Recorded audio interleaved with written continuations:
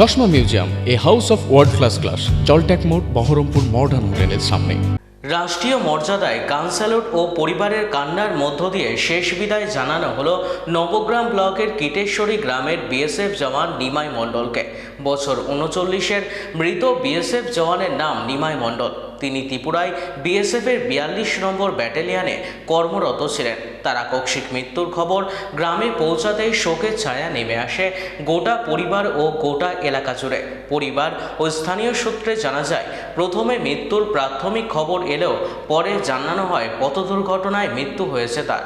তবে ঠিক কিভাবে এই মৃত্যুর ঘটনা ঘটল এখনও ধোঁয়াশার মধ্যে রয়েছে পরিবার।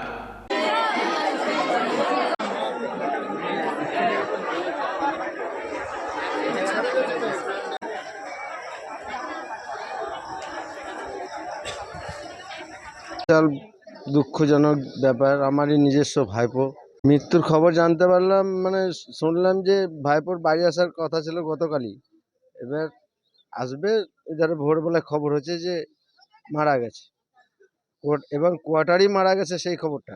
কিন্তু পরে শোনা যাচ্ছে, দেখা যাচ্ছে যে বলে রাস্তায় অ্যাক্সিডেন্ট না কি বলছে।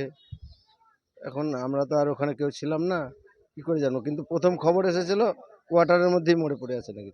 সেটাই আমাদের দেখে মনে হয়েছে, দেখে তো যা দেখলাম তাতে মনে হচ্ছে অ্যাক্সিডেন্ট, কিন্তু প্রথম খবরটা কি করে আসে যে কোয়ার্টারে মারা গেছে, সে প্রশাসনিক খবর দিয়েছে।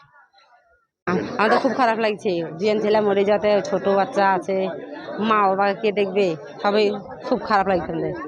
আমাদের ভাই হয় সন্ধে, মামার বেটা ভাইপো করে জানবো বাবা, আমরা তো বিদেশে পড়ে আছি, কি করে জানবো কি হয়েছিল না হয়েছিল, পুলিশের লোকে জানবো, আমরা জানতে পারবো? আমার ভাইপো, আমি পিসি হই।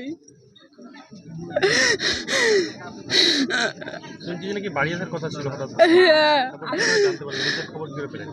খবর ওই পুলিশের লোকই দিয়েছে, মৃত খবরই দিয়েছে একবারে।